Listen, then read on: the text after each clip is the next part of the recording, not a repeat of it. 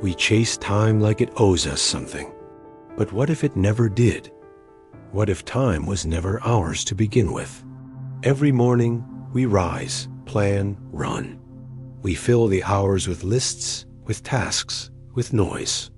And yet, beneath the routine, there's an ache we silence, a fear that maybe we're building our lives on sand.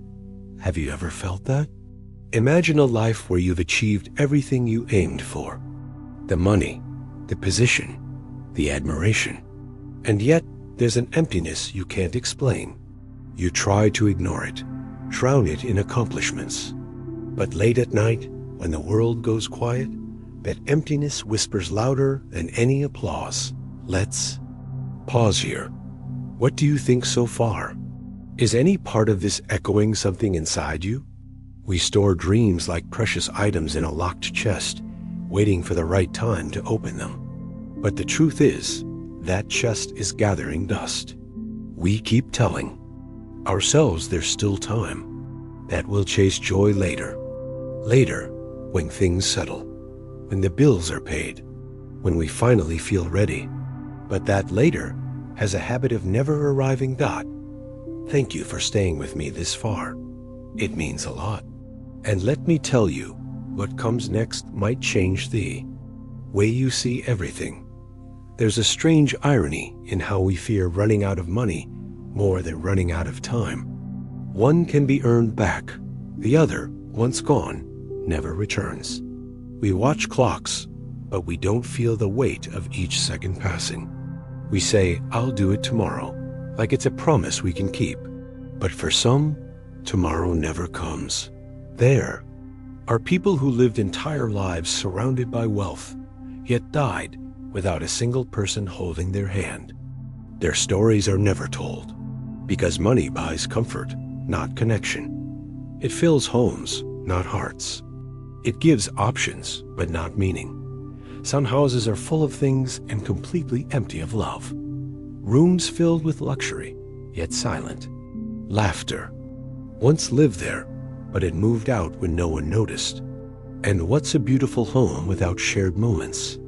Without voices echoing down the hall?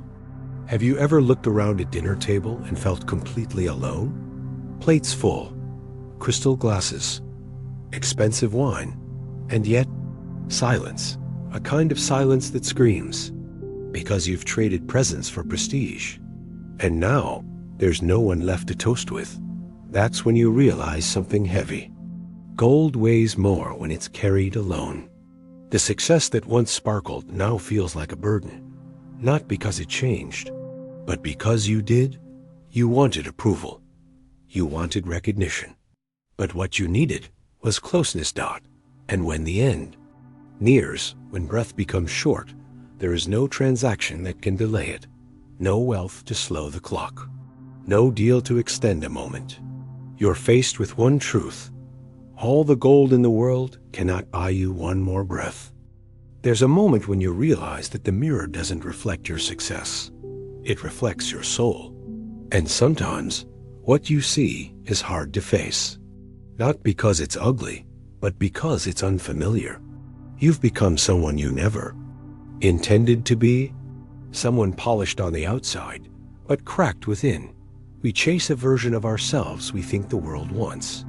We wear the mask of strength, the suit of achievement.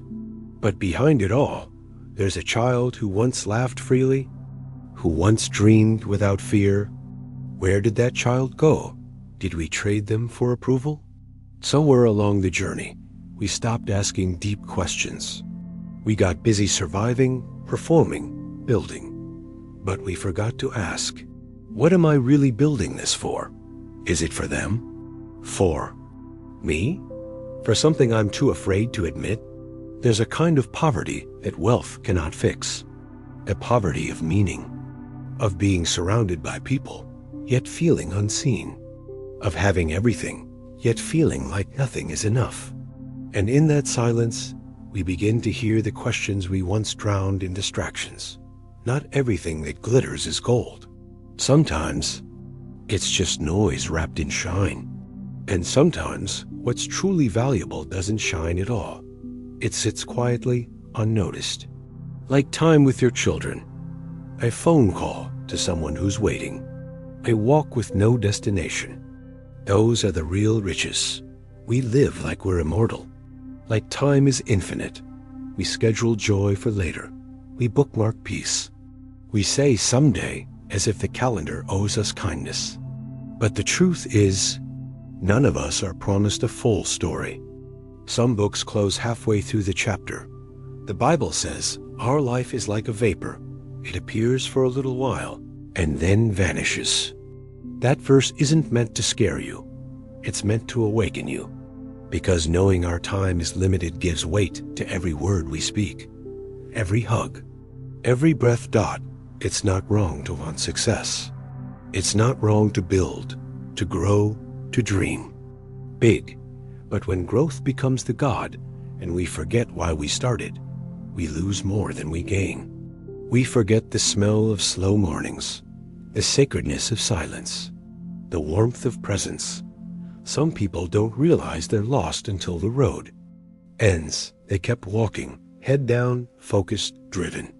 And when they looked up, no one was beside them. That's when regret moves in. Not for what they didn't buy, but for what they didn't notice. And in that moment, just before the curtain falls, clarity arrives. The expensive watch stops ticking. The fancy car stays parked. And the final breath whispers one question. Did I love well? Because that, above all, is the only currency that truly matters. We often think love is a grand gesture, but love lives in the ordinary, in the way you listen without interrupting, in how you show up without needing applause. Love doesn't need a stage, just needs intention. And when life ends, it's not your resume they remember. It's your presence. We speak of legacy like it's something we leave behind. But legacy is something we build every day. It's in your words, your kindness, your willingness to forgive.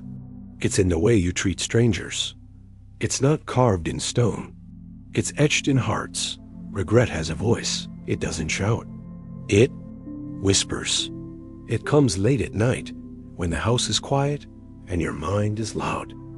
It asks what you postponed, who you ignored, what you believed mattered until it didn't. And it asks if you'll do anything different. While you still can. There's a story in Scripture about a man who built bigger barns, filled with all he owned, thinking he had years to enjoy it. But that night, his life was required of him. He stored up treasure, but forgot his soul. That story wasn't written for someone else. It was written for all of us. Peace isn't found in arrival.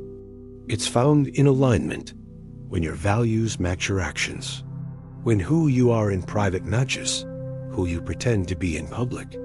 That's when the war inside you finally quiets. And peace, real peace, begins to grow. You don't need more.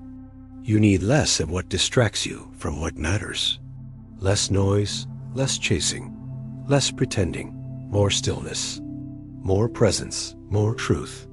We are not starving for more, we are starving for meaning. Sometimes healing looks like letting go. Letting go of what once defined you, of identities you outgrew, of paths that no longer fit. You're allowed to outgrow the version of you that others praised, if it means becoming who you were truly created to be. The world measures you by your output, but heaven measures you by your heart. What did you love? Who did you serve? What did you give when there was nothing left to gain? Those are the questions that follow us when everything else fades. Time has never been the enemy. Distraction is. We blame the clock, but it's not the minutes we lack. It's the mindfulness. We're not running out of time. We're running away from attention, from choosing what matters and releasing what DOESN single quotes T dot. And when you finally sit with all the noise turned off, you hear it. The quiet truth that's always been there, whispering not what you've lost, but what you can still become. As long as there's breath, there's hope. But one day, even that breath will be gone. Every breath is a silent miracle. But because it comes freely, we treat it cheaply. We take it for granted, assuming the next one is guaranteed, until the day it's not. And on that day, everything we overlooked becomes the only thing we want. Back, you can replace a house. You can earn back money. You can rebuild a career. But time? Time is the one thing that only moves forward. Once it leaves, it never returns. That's why the smallest moment can become the most sacred. If we pay attention, there is a kind of wealth no one can see. It's the peace of a clean conscience, the joy of being fully present, the strength of knowing you lived with integrity. That wealth doesn't sparkle, but it holds you when everything else falls. Some will tell you to move faster, to keep pushing. But the soul was not made for endless acceleration. The soul thrives in rhythms of rest, of reflection, of renewal. Slowing down isn't failure. It's wisdom. It's survival. We try to control time by planning it. But life doesn't follow our schedules. It interrupts. It bends. It breaks. And in those broken places, we discover what we truly believe. Whether we trust in the illusion of control or surrender to something greater, sometimes. Life's greatest teachers are not moments of glory, but moments of loss. Grief opens a door that achievement never could. It strips away the surface and shows you what's beneath. And what's beneath is often more sacred than we imagined. The world teaches us to chase what impresses others, but fulfillment isn't found in admiration. It's found in alignment, when what you do flows from who you are. That kind of life isn't always loud, but it is always true. You don't need everyone to understand you. You need to understand yourself. That quiet knowing, that deep-rooted clarity, it's what keeps you grounded when life tries to pull you in every direction. Find that center. Guard it like treasure. You'll never regret time spent with someone you love. You'll never look back wishing you had worked more instead of hugging tighter. In the end, what matters most was never a number. It was a name, a smile, a shared silence, a final goodbye. And so the clock keeps ticking. Each second a question, each breath an answer. What will you do with what remains? Not in theory, but in truth. Because this moment, this exact one, is your most valuable possession. There's a sacredness in simplicity, in making coffee slowly, in watching the sun rise without distraction, in listening without planning your reply. These moments don't scream for attention, but they hold more weight than we realize.